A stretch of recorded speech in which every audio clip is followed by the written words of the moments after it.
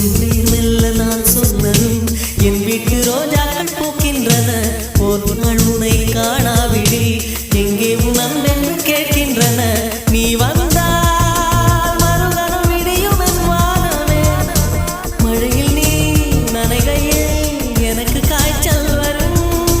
வெயிலில் நீ நடக்கையில் எனக்கு வேலை வரும். உடல்கள் தான் ரெண்டு, உணர்வுகள் ஒன்று. ரோஜா ரோஜா ரோஜா ரோஜா